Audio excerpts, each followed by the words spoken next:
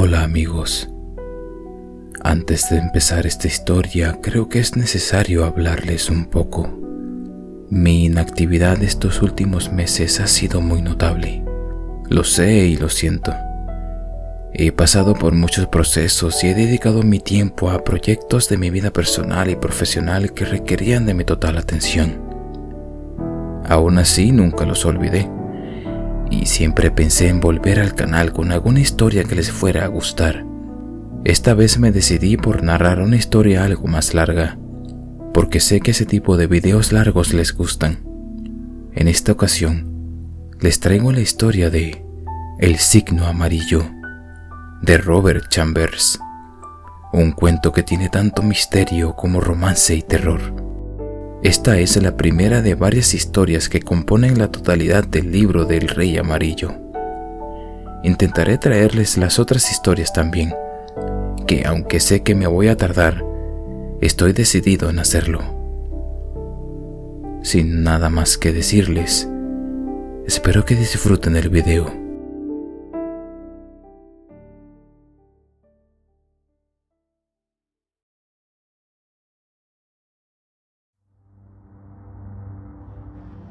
Rompen las olas neblinosas a lo largo de la costa. Los soles gemelos se hunden tras el lago. Se prolongan las sombras en Carcosa. Extraña es la noche en que surgen estrellas negras y extrañas lunas giran por los cielos, pero más extraña todavía es la perdida Carcosa. Los cantos que cantarán las Hiades, donde flamean los andrajos del rey, deben morir inaudibles en la penumbrosa Carcosa. Canto de mi alma, se me ha muerto la voz. Muere sin ser cantada, como las lágrimas no derramadas se secan y mueren en la perdida Carcosa. El canto de Casilda, de El Rey de Amarillo.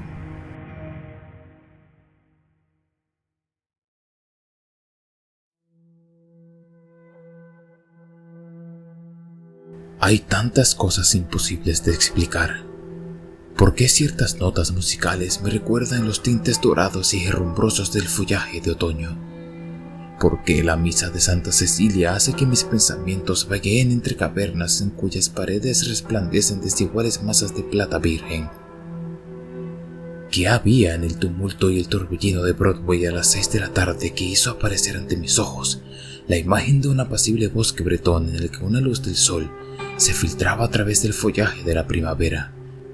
Y Silvia se inclinaba a medias con curiosidad y a medias con ternura sobre una pequeña lagartija verde, murmurando: «Pensar que esta es una criatura de Dios». La primera vez que vi al sereno, estaba de espaldas a mí. Lo miré con indiferencia hasta que entró a la iglesia. No le presté más atención que la que le hubiera prestado cualquier otro que hubiera deambulado por el Parque Washington aquella mañana. Y cuando cerré la ventana y volví a mi estudio, ya lo había olvidado. Avanzaba la tarde. Como hacía calor, abrí la ventana nuevamente y me asomé para respirar un poco de aire. Había un hombre en el atrio de la iglesia y lo observé, otra vez con tan poco interés como por la mañana. Miré la plaza en que jugueteaba el agua de la fuente y luego, llena la cabeza de vagas impresiones de árboles, de senderos de asfalto y de grupos de niñeras y ociosos paseantes, me dispuse a volver a mi caballete. Entonces, mi mirada distraída incluyó al hombre del atrio de la iglesia.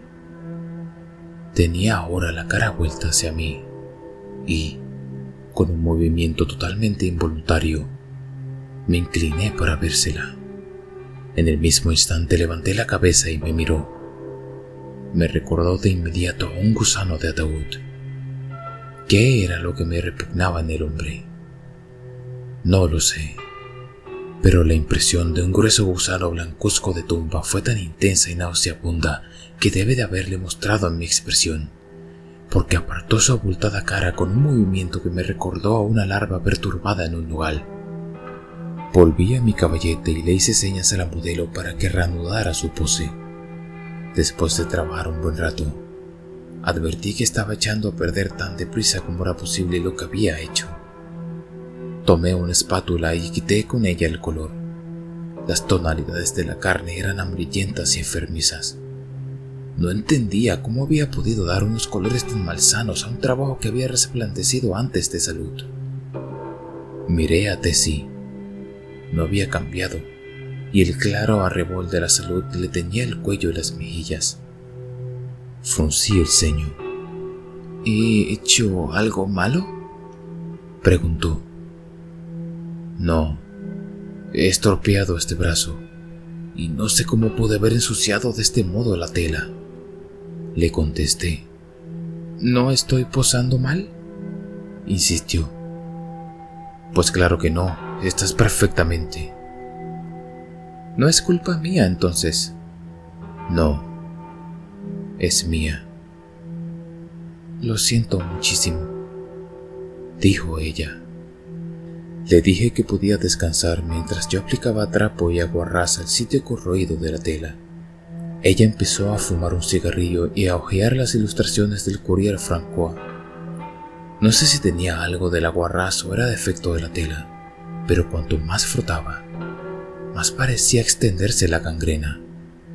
Trabajé como un castor para quitar aquello, pero la enfermedad parecía extenderse de miembro en miembro de la figura que tenía ante mí.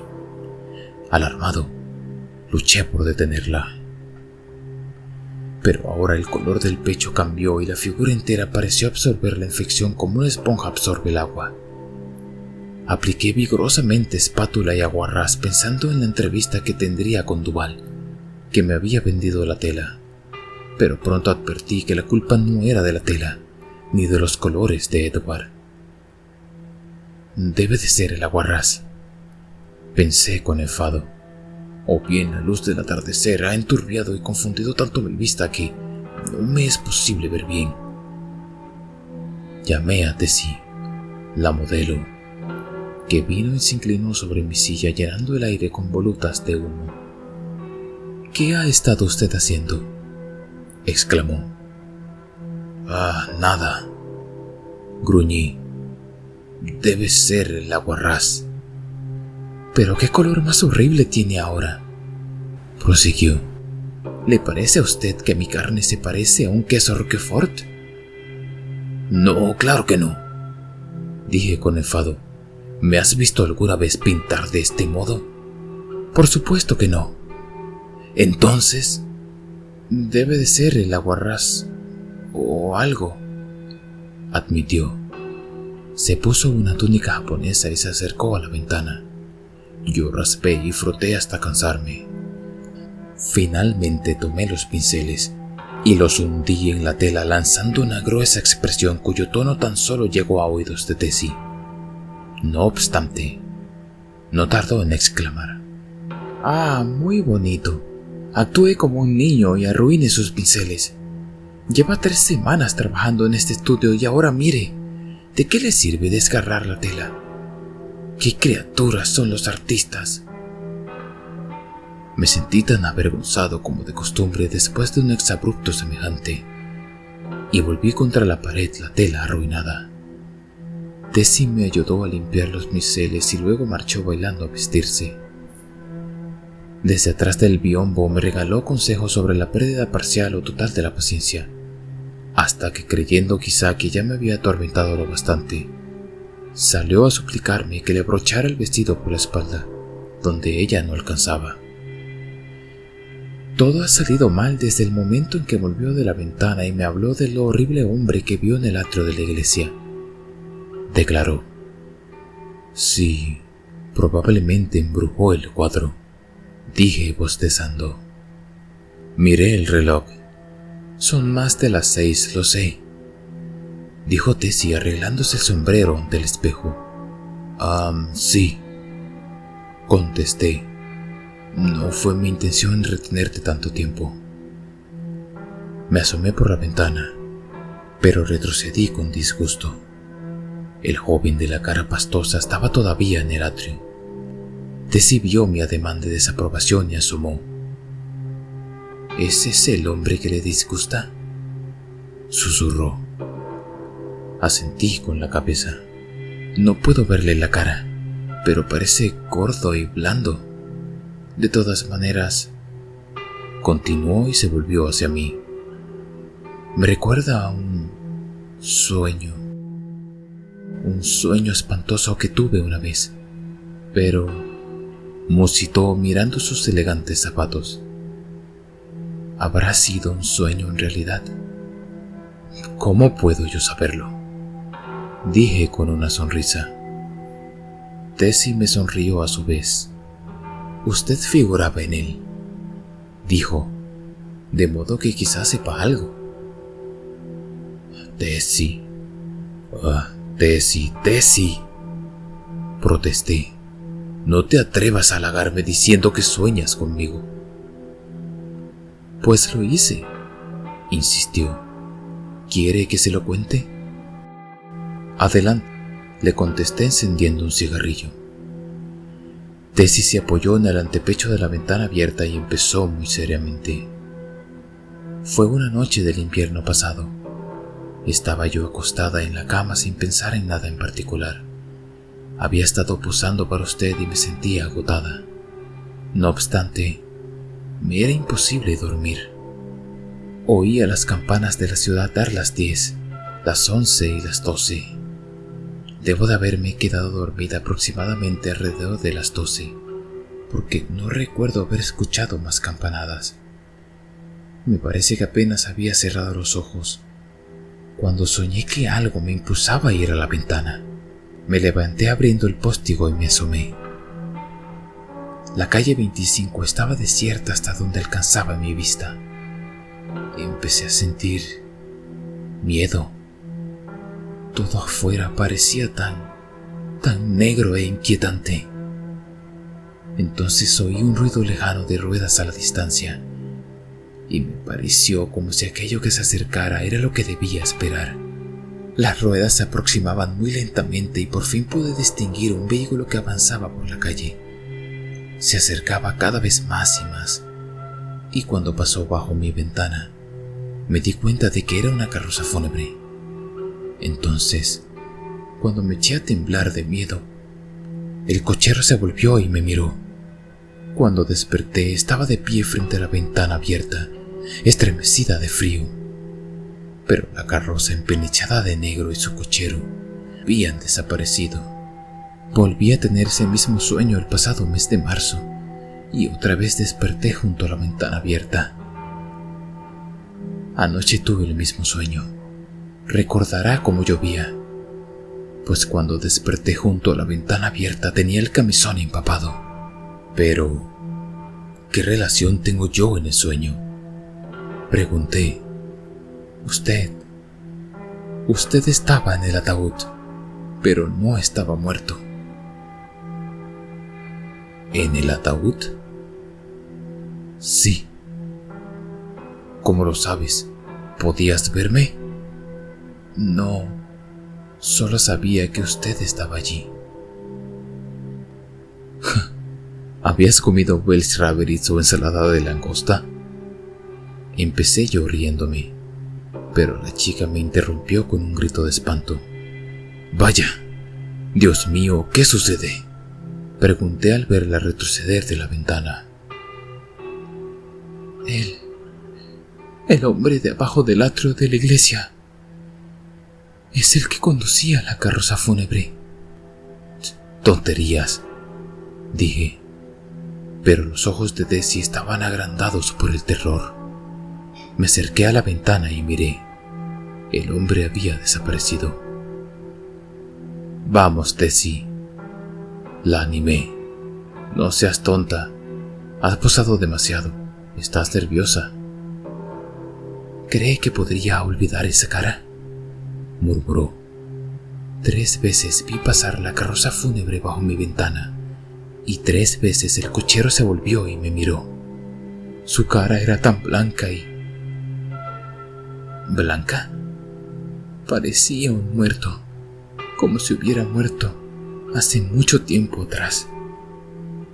Convencí a la muchacha de que se sentara y se bebiera un vaso de marsala. Luego me senté junto a ella y traté de aconsejarla. Mira, Tessie, dije, vete al campo por una semana o dos y ya verás cómo no sueñas más con carrozas fúnebres. Pasas todo el día posando y cuando llega la noche, tienes los nervios alterados. No puedes seguir a este ritmo. Y después, por supuesto, en lugar de irte a la cama después de haber terminado el trabajo, te vas de picnic al Parque Sulzer o al Dorado o al Coney Island. Y cuando vienes aquí a la mañana siguiente, te encuentras rendida. No hubo tal carroza fúnebre. No fue más que un tonto sueño. La muchacha sonrió débilmente. ¿Y el hombre del atrio de la iglesia? Oh, no es más que un pobre enfermo como tantos. Tan cierto como me llamo Tessie Reardon, le juro, señor Scott, que la cara del hombre de abajo es la cara del que conducía la carroza fúnebre. Bueno, ¿y qué? Dije. Es un oficio honesto. Entonces, ¿cree que sí vi la carroza fúnebre? Bueno, dije diplomáticamente, si realmente la viste, no sería improbable que el hombre de abajo la condujera. Eso nada tiene de raro. Tessie se levantó, desenvolvió su perfumado pañuelo y cogiendo un trozo de goma de mascar anudado a un ángulo, se lo metió en la boca. Luego, después de ponerse los guantes, me ofreció su mano con un franco. Hasta mañana, señor Scott. Y se marchó.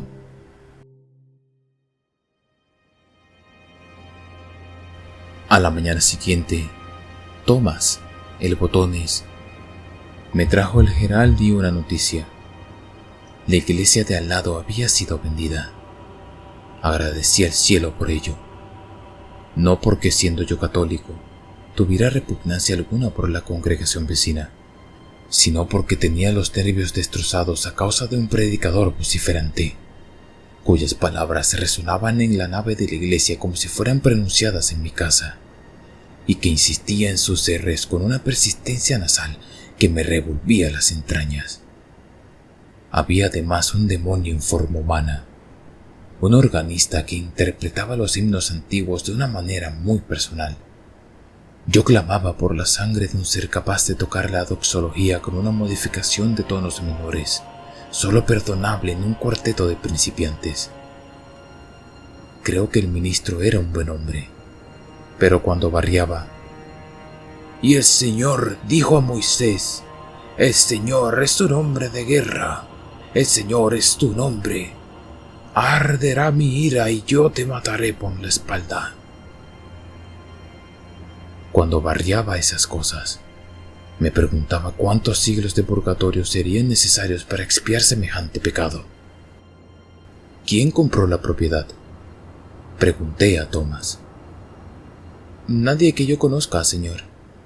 Dicen que el caballero que es propietario de los apartamentos Hamilton estuvo mirándola. Quizás esté por construir más estudios. Me acerqué a la ventana.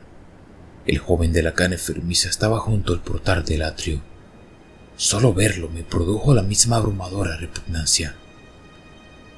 A propósito, Thomas, dije, ¿quién es ese individuo de allá abajo? Thomas resopló por la nariz. ¿Ese gusano, señor? Es el sereno de la iglesia, señor. Me exaspera verlo todas las noches en la escalinata, mirándolo a uno con aire insultante. Una vez le di un puñetazo en la cabeza, señor. Con su perdón, señor. Adelante, Thomas. Una noche que volví a casa con Harry, el otro chico inglés, lo vi sentado allí en la escalinata. Molly y Jean, las dos chicas de servicio, estaban con nosotros, señor, y él nos miró de manera tan insultante que yo voy y le digo, ¿qué está mirando usted, babosa hinchada?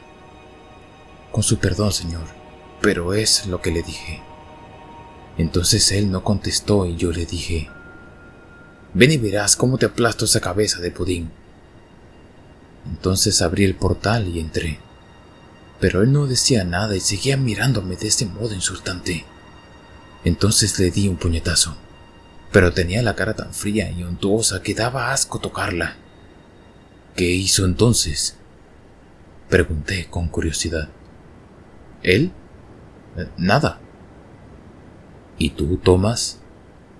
El joven se ruborizó turbado y sonrió con incomodidad. Señor Scott, yo no soy ningún cobarde, y no puedo explicarme por qué eché a correr. Estuve en el 5º de lanceros, señor. Corneteé en el Kebir y me han disparado a menudo. ¿Quieres decir que huiste? Sí, señor. Eso hice. ¿Por qué? Eso es lo que yo quisiera saber, señor. Agarré a Molly del brazo y eché a correr, y los demás estaban tan asustados como yo. ¿Pero de qué tenían miedo? Thomas rehusó contestar, pero el repulsivo joven de abajo había despertado tanto mi curiosidad que insistí. 3 años de estadía en América no solo habían modificado el dialecto de Cockney, sino que le habían inculcado el temor americano al ridículo. No va usted a creerme, señor. Sí te creeré. ¿No va a reírse de mí, señor? ¡Tonterías!, vaciló. Bien, señor. Tan verdad como que hay Dios. Lo golpeé. Él me agarró de las muñecas, y cuando le retorcí uno de los puños, blandos y untuosos, me quedé con uno de sus dedos en la mano. Toda la repugnancia y el horror que había en la cara de Thomas debieron de haberse reflejado en la mía, porque él agregó: es espantoso. Ahora cuando lo veo, me alejo, me pone enfermo. Cuando Thomas se hubo marchado, me acerqué a la ventana. El hombre estaba junto al enrejado de la iglesia con las manos en el portal, pero retrocedí con prisa a mi caballete, descompuesto y horrorizado. Al hombre le faltaba el dedo medio de la mano derecha. A las 9 apareció Tessie y desapareció tras el biombo con un alegre «Buenos días, señor Scott». Cuando reapareció y adoptó su pose sobre la tarima, empecé para su deleite una tela nueva. Mientras trabajé en el dibujo, permaneció en silencio. Pero no bien cesó el rasguido de la carboncilla y tomé el fijador, que comenzó a charlar. Pasamos un momento tan agradable anoche. Fuimos a Tony's Pastor. ¿Quién es? Oh, Maggie, ya sabe usted, la modelo del señor White, y Rosie McCormick. La llamamos Rosie porque tiene esos hermosos cabellos rojos que gustan tanto a los artistas. También estaba Lizzie Burke. Rocié la tela con el fijador y dije: bien, continúa. Vimos a Kelly y a Baby Barnes, la bailarina y a todo el resto. Hice una conquista. ¿Entonces me has traicionado, Tessie? Ella se echó a reír y sacudió la cabeza. Es Ed Burke, el hermano de Lizzie, un perfecto caballero. Me sentí obligado a darle algunos consejos paternales acerca de las conquistas, que ella recibió con una sonrisa radiante. Oh, sé cuidarme de una conquista desconocida, dijo examinando su goma de mascar. Pero Ed es diferente. Lizzie es mi mejor amiga. Entonces contó que Ed había vuelto de la fábrica de calcetines de Lowell, Massachusetts, y que se había encontrado con ella y Lizzie, que ya no eran unas niñas, y que él era un joven perfecto que no tenía el menor inconveniente en gastarse $50 para invitarlas a un helado y a unas ostras, a fin de festejar su comienzo como descendiente en el departamento de lanas de Macy's. Antes que terminara, yo había empezado a pintar, y adoptó nuevamente su pose sonriendo y parloteando como un gorrión. Al mediodía ya tenía el estudio bien limpio, y Tessie se acercó a mirarlo. «Eso está mejor», dijo. También yo lo pensaba así, y comí con la íntima satisfacción de que todo iba bien. Tessie puso su comida en una mesa de dibujo frente a mí, y bebimos clarete de la misma botella y encendimos nuestros cigarrillos con la misma cerilla. Yo le tenía mucho apego a Tessie. De una niña frágil y desmañada, la había visto convertirse en una mujer esbelta y exquisitamente formada. Había posado para mí durante los 3 últimos años, y de todas mis modelos ella era mi favorita. Me habría afligido mucho, en verdad, que se vulgarizara o se volviera una fulana, como suele decirse. Pero jamás advertí el menor deterioro en su conducta y sentía en el fondo que ella era una buena chica. Nunca discutíamos de moral y no tenía intención de hacerlo, en parte porque yo no tenía muy en cuenta la moral, pero también porque sabía que ella haría lo que le gustara muy a mi pesar.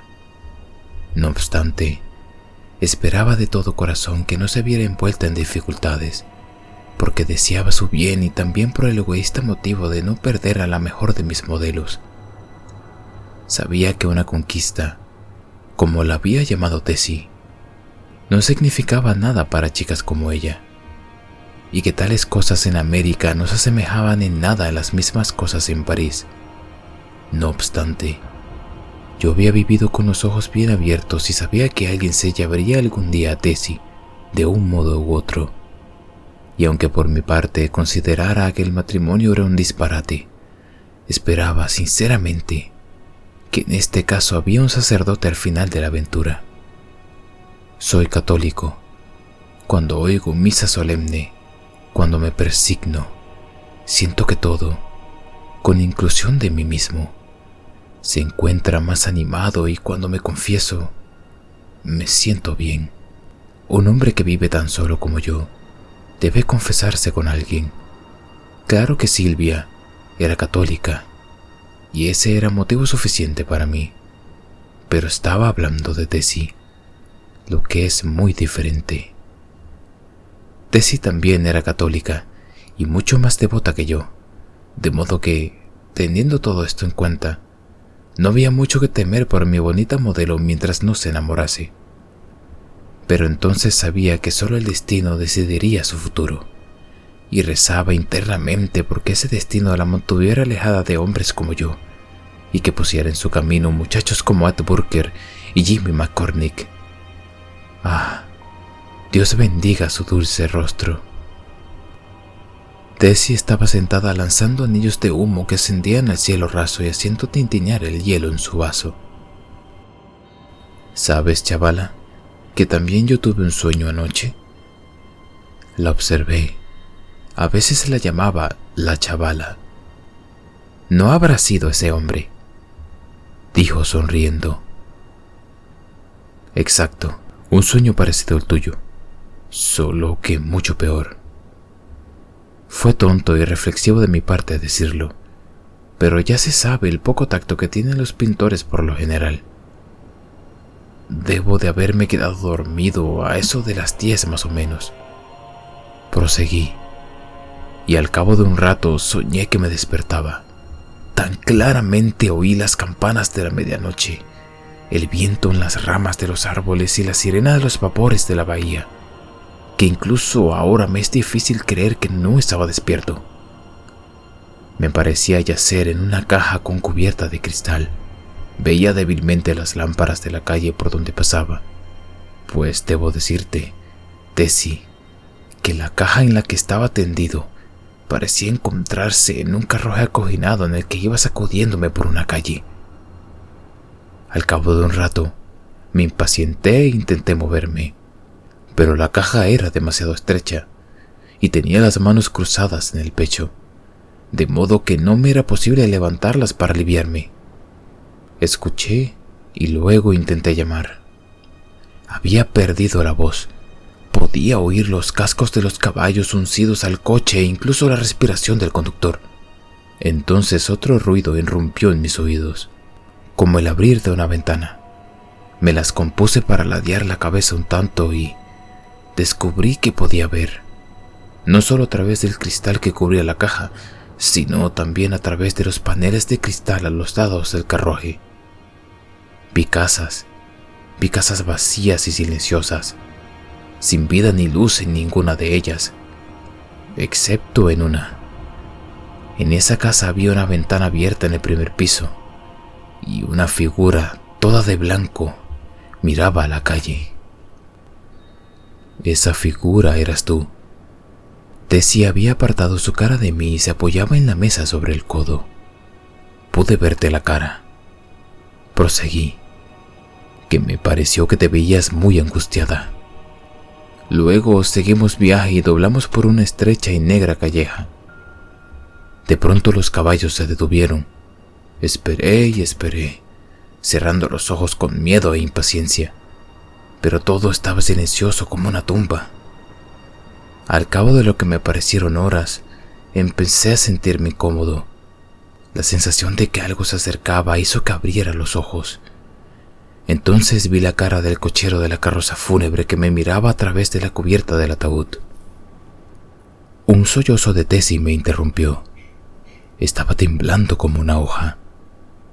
Vi que me había comportado como un asno e intenté reparar el daño. «Vaya, Tess», dije. «Solo te lo conté para mostrarte la influencia de tu historia en los sueños de los demás. No pensarás realmente que estoy tendido en un ataúd, ¿no es cierto? ¿Por qué estás temblando? ¿No te das cuenta de que tu sueño y la irrazonable repugnancia que me produce ese inofensivo sereno de la iglesia pusieron sencillamente en marcha mi cerebro, no bien me quedé dormido?» Puso la cabeza entre sus brazos y sollozó como si fuera a rompérsele el corazón. Me había comportado como un imbécil, pero estaba por superar mi propio récord. Me la acerqué y la rodeé con el brazo. «Tessie, querida, perdóname», dije. «No tendría que haberte asustado con semejantes tonterías. Eres una chica demasiado atinada, demasiado buena católica como para creer en sueños». Su mano se puso en la mía y su cabeza cayó sobre mi hombro, pero todavía temblaba. Yo la acariciaba y la consolaba. «Vamos, Tess, abre los ojos y sonríe». Sus ojos se abrieron con un lánguido y lento movimiento y se encontraron con los míos, pero su expresión era tan extraña que me apresuré a reanimarla otra vez. «Fue una patraña, Tessie.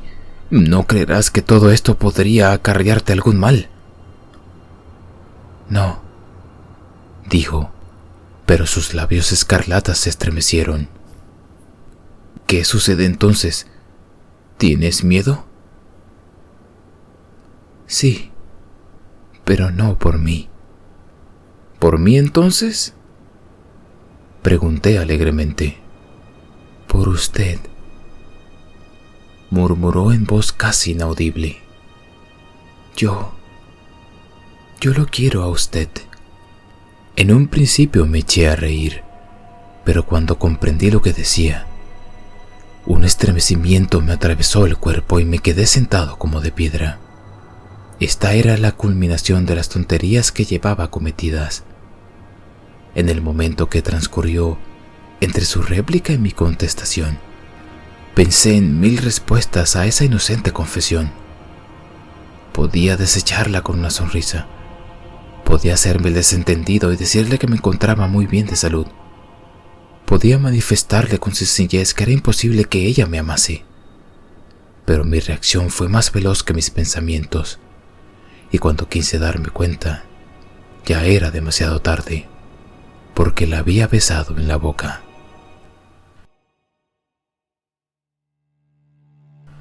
Aquella noche fue dar mi paseo habitual por el parque de Washington pensando en los acontecimientos del día. Me había comprometido a fondo. No podía echarme atrás ahora y miré de frente a mi futuro.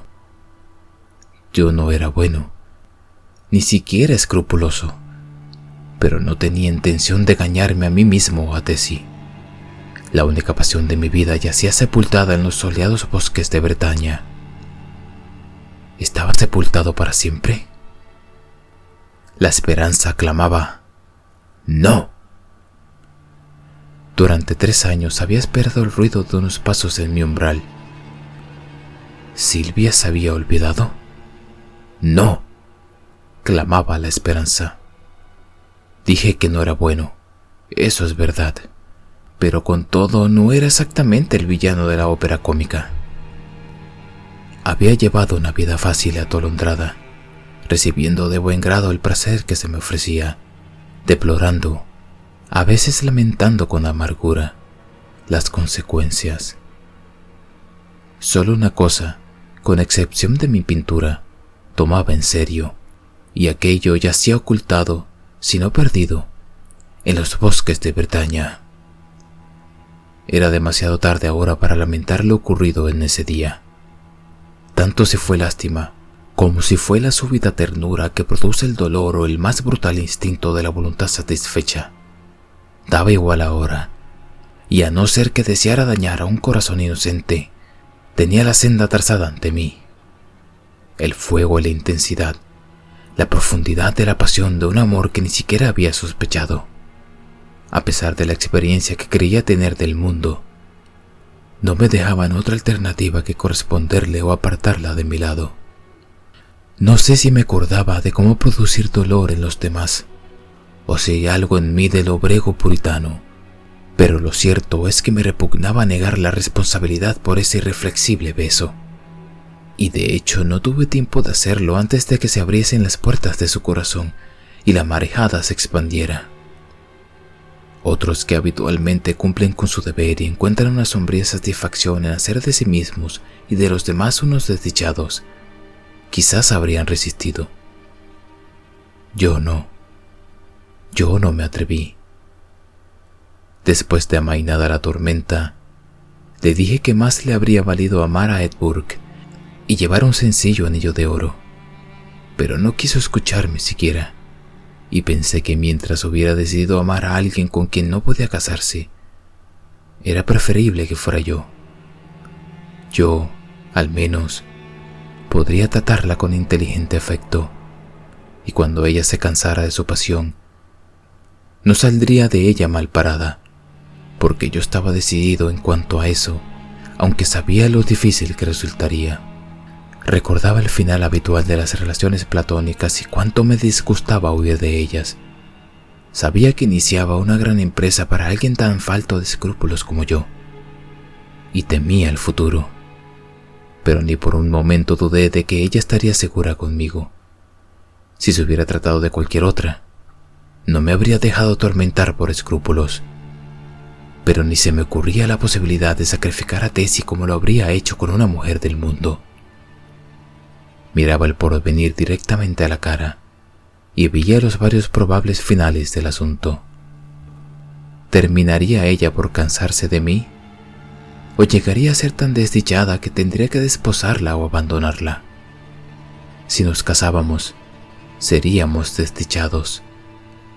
Yo con una mujer inapropiada para mí, y ella con un marido inapropiado para cualquier mujer, porque mi vida pasada no me calificaba para el matrimonio. Si la abandonaba, quizá caería enferma, pero se recuperaría y acabaría casándose con algún Ed Burke. Pero, precipitada o deliberadamente, podía cometer una tontería. Por otra parte, si se cansaba de mí, toda su vida se desplegaría ante ella con maravillosas visiones de Eddie Burke, anillos de boda, gemelos, pisos en Harlem y el cielo sabe qué más. Mientras me paseaba entre los árboles vecinos al Arco de Washington, decidí que de cualquier modo ella encontraría un sólido amigo en mí, y que el futuro se cuidará de sí mismo. Luego entré en la casa y me puse el traje de noche, porque la nota ligeramente perfumada que había sobre mi tocador decía: tenga un coche pronto a la entrada de los artistas a las 11. Y además estaba firmada: Edith Carmichael, Teatro Metropolitano, 19 de junio de 1890. Esa noche cené, o más bien cenamos la señorita Carmichael y yo. El alba empezaba a dorar la cruz de la iglesia memorial, cuando entré en el parque de Washington después de haber dejado a Edith en Brunswick. No había ni un alma en el parque cuando pasé entre los árboles y cogí el sendero que va de la estatua de Garvey Daley al edificio de los apartamentos Hamilton. Pero al pasar junto al atrio de la iglesia vi una figura sentada en la escalinata de piedra. A pesar mío, me estremecí al ver la hinchada cara blancuzca y apresuré el paso. Entonces esa figura dijo algo que pudo haberme estado dirigido, o quizás solo estuviera musitando para sí, pero que semejante individuo se dirigiera a mí me puso súbitamente furioso. Por un instante me dieron ganas de girar sobre los talones y aplastarle la cabeza con un bastón. Pero seguí andando. Entré en el Hamilton y fui a mi apartamento. Por algún tiempo di vueltas en la cama intentando liberarme de su voz, pero no me fue posible. Ese murmullo me llenaba la cabeza como el denso humo aceitoso de una cuba donde se cuece la grasa, o la nociva fetidez de la podredumbre. Y mientras me revolvía en mi lecho, la voz en mis oídos parecía más clara y distante, y empecé a entender las palabras que había murmurado.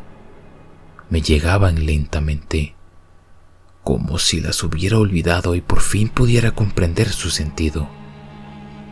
Había articulado: «Has encontrado el signo amarillo.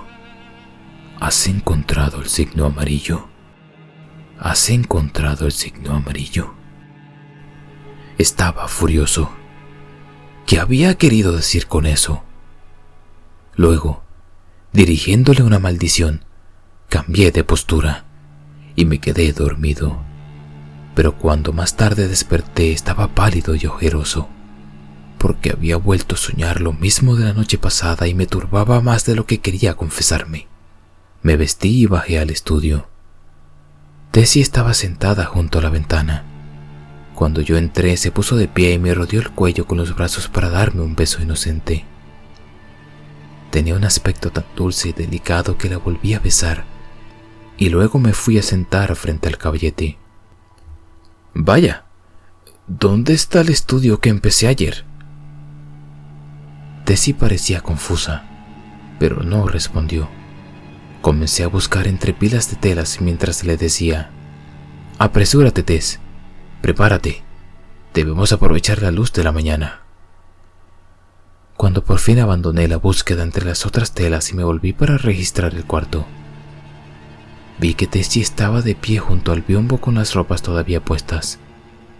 «¿Qué sucede?», le pregunté. «¿No te sientes bien?».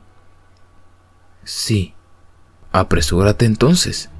¿Quiere que pose como he posado siempre?». Entonces comprendí. Se presentaba una nueva complicación. Había perdido, por supuesto, a la mejor modelo de desnudo que había conocido nunca. Miré a Tessie. Tenía el rostro escarlata. Ay. Habíamos comido el fruto del árbol del conocimiento y el Edén y la inocencia original ya eran sueños del pasado. Quiero decir, para ella. Supongo que notó la desilusión en mi cara, porque dijo: «Posaré si lo desea. El estudio está detrás del biombo. He sido yo quien lo ha puesto allí». «No», le dije. «Empezaremos algo nuevo».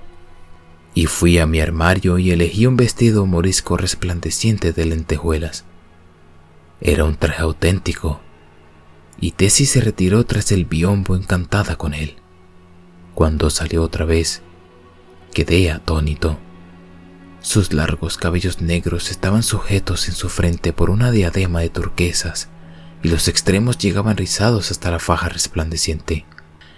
Tenía los pies calzados en unas bordadas babuchas puntiagudas y la falda del vestido, curiosamente recamada de arabescos de plata, le caía hasta los tobillos. El profundo azul metálico del chaleco bordado en plata y la chaquetilla morisca en la que estaban cosidas refulgentes turquesas le sentaban maravillosamente. Avanzó hacia mí y le levanté la cabeza sonriente. Deslicé la mano en el bolsillo, Saqué una cadena de oro con una cruz y se la coloqué en la cabeza. «Es tuya, Tessie». «¿Mía?», balbuceó. «Tuya. Ahora ve y posa». Entonces, con una sonrisa radiante, corrió tras el biombo y reapareció enseguida con una cajita en la que estaba escrito mi nombre. «Tenía intención de dársela esta noche antes de irme a casa», dijo, «pero ya no puedo esperar». Abrí la caja. Sobre el rosado algodón había un broche de ónix negro en el que estaba incrustado un curioso símbolo o letra de oro. No era arábico ni chino, ni, como pude comprobar después, no pertenecía a ninguna de las escrituras humanas. Es todo lo que tengo para darle como recuerdo. Me sentí molesto, pero le dije que lo tendría en alta estima y le prometí llevarlo siempre. Ella me lo sujetó en la chaqueta, bajo la solapa. «¡Qué tontería, Tess! ¡Comprar algo tan bello!», le dije. «No lo he comprado», dijo riendo. «¿De dónde lo has sacado?».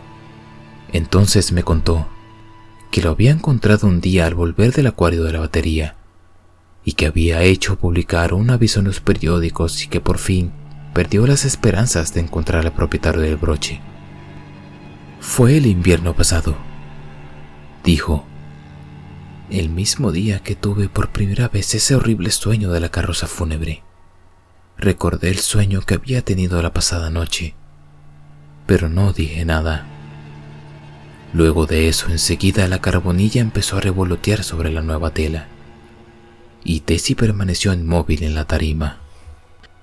El día siguiente fue desastroso para mí. Mientras trasladaba una tela enmarcada de un caballete a otro, mis pies resbalaron en el suelo encerado y caí pesadamente sobre ambas muñecas. Tan grave fue la luxación sufrida que resultó inútil intentar sostener el pincel, examinando dibujos y esbozos inacabados hasta que, ya desesperado, me senté a fumar y a girar los pulgares con fastidio.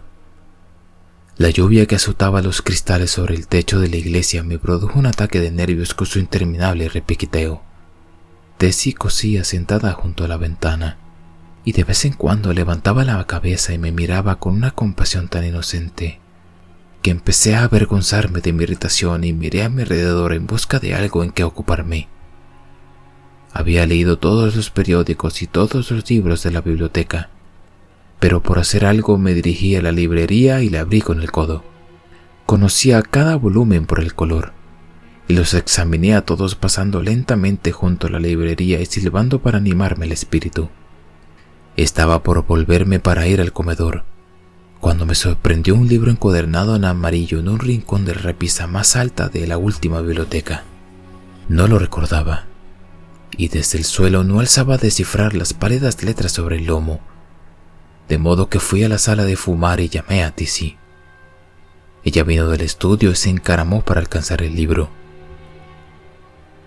«¿Qué es?», le pregunté. «El rey de amarillo». Quedé estupefacto. ¿Quién lo había puesto allí? ¿Cómo había ido a parar a mis aposentos? Hacía ya mucho que había decidido no abrir jamás ese libro, y nada en la tierra podría haberme persuadido a comprarlo. Temiendo que la curiosidad me tentara a abrirlo, ni siquiera lo había mirado nunca en las librerías. Si alguna vez experimenté la curiosidad de leerlo, la espantosa tragedia del joven Kastnaik, a quien yo había conocido, me disuadió de enfrentarme con sus malignas páginas. Siempre me negué a escuchar su descripción, y en verdad, nadie se aventuró nunca a comentar en alta voz la segunda parte, de modo que no tenía conocimiento en absoluto de lo que podían revelar esas páginas. Me quedé mirando fijamente la ponzoñosa encuadernación amarilla como habría mirado a una serpiente. «No lo toques, Tessie», dije. «Baja de ahí». Por supuesto, mi admonición bastó para despertar su curiosidad y antes que pudiera impedírselo, cogió el libro y con una carcajada se fue bailando al estudio con él. La llamé, pero ella se alejó dirigiendo una torturadora sonrisa a mis imponentes manos y yo la seguía con cierta impaciencia. ¡Tessie!, grité entrando a la biblioteca. Escucha, hablo en serio. Deja ese libro. No quiero que lo abras. La biblioteca estaba vacía. Fui a ambas salas, luego a los dormitorios, a la lavandería, la cocina y finalmente volví a la biblioteca, donde inicié un registro sistemático. Se había acurrucado, pálida y silenciosa, junto a la ventana reticulada del cuarto de almacenaje de arriba. A primera vista me di cuenta que su necedad había sido castigada. El rey de amarillo estaba a sus pies, pero el libro estaba abierto en la segunda parte. Miré a Tessie y vi que era demasiado tarde. Había abierto el rey de amarillo. Entonces la tomé de la mano y la conduje al estudio. Parecía omnibulada, y cuando le dije que se tendiera en el sofá me obedeció sin decir palabra. A cabo de un rato sus ojos se cerraron y la respiración se le hizo regular y profunda, pero no me fue posible descubrir si dormía o no. Durante largo rato me quedé sentado en silencio junto a ella, en el cuarto de almacenajes jamás frecuentado. Cogí el libro amarillo con la mano menos herida. Parecía pesado como el plomo, pero lo llevé al estudio otra vez y sentándome en la alfombra junto al sofá, lo abrí y lo leí desde el principio al fin. Cuando, debilitado por el exceso de las emociones, dejé caer el volumen y me recosté fatigado contra el sofá, Tessie abrió los ojos y me miró. Habíamos estado hablando cierto tiempo con opacada y monótona atención cuando advertí que estábamos comentando el rey de amarillo. Oh, qué pecado haber escrito semejantes palabras, palabras que son claras como el cristal, límpidas y musicales como una fuente burbujeante, palabras que resplandecen y refulgen como los diamantes envenenados de los Medici. Oh, la malignidad, la condenación más allá de toda esperanza de un alma capaz de fascinar y paralizar a criaturas humanas con tales palabras, palabras que comprenden el ignorante y el sabio por igual, palabras más preciosas que joyas, más apaciguadoras que la música celestial, más espantosas que la muerte misma. Seguimos hablando sin prestar atención a las sombras que se espesaban, y ella me estaba rogando que me deshiciera del broche de onix negro en que estaba curiosamente incrustado lo que ahora lo sabíamos. Era el signo amarillo. Nunca sabré por qué me negué a hacerlo, aunque en esta hora, aquí, en mi habitación, mientras escribo esta confesión, me gustaría saber qué me impidió arrancar el signo amarillo de mi pecho y arrojarlo al fuego. Estoy seguro de que deseaba hacerlo, pero Tessie me lo imploró en vano. Cayó la noche y transcurrieron las horas, pero aún seguíamos hablando del rey y la máscara pálida, y la medianoche sonó en los chapiteles brumosos de la ciudad hundida en la niebla. Hablamos de Hastur y Casilda, mientras afuera la niebla rozaba los ciegos paneles de las ventanas, mientras el oleaje de las nubes avanzaba y se rompía sobre las costas de Jalí. La casa estaba ahora callada y ni el menor sonido de las calles brumosas quebrantaba el silencio. Tessie yacía entre cojines. Su rostro era una mancha gris en la penumbra, pero tenía sus manos apretadas en las mías, y yo sabía que ella sabía y que leía mis pensamientos como yo los suyos, porque habíamos comprendido el misterio de las hadas y ante nosotros se alzaba el fantasma de la verdad. Entonces, mientras nos respondíamos el uno al otro, velozmente, en silencio, pensamiento tras pensamiento, las sombras se agitaron en la penumbra que nos rodeaba, y a lo lejos en las calles distantes oímos un sonido. Cada vez más cerca se escuchó el lóbrego crujido de ruedas cada vez más cerca todavía. Y ahora cesó afuera, ante la puerta. Me arrastré hasta la ventana y vi una carroza fúnebre empenechada de negro. El portal, abajo, se abrió y se volvió a cerrar. Me arrastré temblando hasta la puerta y le eché la llave, pero no había candado ni cerradura que pudiera impedir el paso de la criatura que venía en busca del signo amarillo. Y ahora la oí avanzar muy lentamente por el vestíbulo. Ahora estaba en la puerta y los candados se pudrieron a su tacto. Había entrado. Con ojos que se me saltaban de las órbitas traté de escudriñar en la oscuridad, pero cuando entró en el cuarto no la vi. Solo cuando la sentí envolverme en su frío brazo blando, grité y luché con furia mortal, pero tenía las manos inutilizadas y me arrancó el brocho del ónix de la chaqueta y me golpeó en plena cara. Entonces, al caer, oí el grito leve de Daisy y su espíritu voló al encuentro de Dios. Y mientras caía decía poder seguirla, porque sabía que el rey de amarillo había abierto su andrajoso manto y ahora solo era posible implorar ante Cristo. Podría decir más, pero al mundo no le serviría de nada.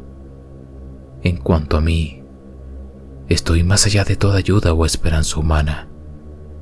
Mientras yazgo aquí escribiendo, sin preocuparme de si moriré o no, antes de terminar, veo al doctor que recoge sus polvos y frascos con un vago ademán dirigido al buen cura que tengo junto a mí.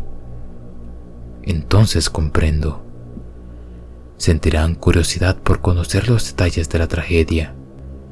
Esos del mundo exterior que escriben libros e imprimen millones de periódicos. Pero no escribiré ya más. Y el Padre Confesor sellará mis últimas palabras con el sello sagrado cuando su santo oficio haya sido cumplido. Los del mundo exterior podrán enviar a sus vástagos a hogares desdichados o a casas visitadas por la muerte. Y sus periódicos se cebarán en la sangre y las lágrimas. Pero en mi caso, sus espías tendrán que detenerse ante el confesionario. Saben que Tessie ha muerto y que yo agonizo. Saben que la gente de la casa, alarmada por un grito infernal, se precipitó a mi cuarto y encontró un vivo y 2 muertos. Pero no saben lo que voy a decir ahora. No saben que el médico dijo, señalando un horrible bulto descompuesto que yacía en el suelo: el lívido cadáver del sereno de la iglesia. No tengo teoría alguna, ninguna explicación. Este hombre debe haber muerto hace meses. Creo que me muero, desearía aquel cura.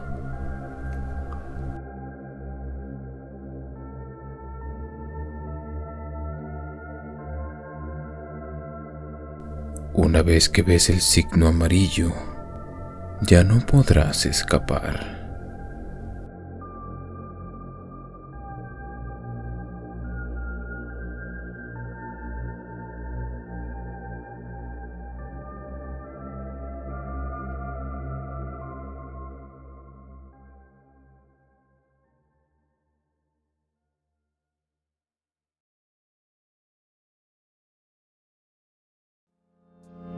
Espero que les haya gustado el video. Amigos, recuerden que si tienen historias aterradoras que quieran compartirme para que sean narradas en el canal, pueden hacerlo al siguiente correo: almaoscurarelatos32@gmail.com. Por favor, comenten qué tal les ha parecido el video, y si tienen alguna idea sobre algún nuevo video, pueden escribirla igualmente en la caja de comentarios. Sin nada más que agregar, les deseo a todos una feliz noche. Y recuerden siempre abrazar el abismo y la oscuridad.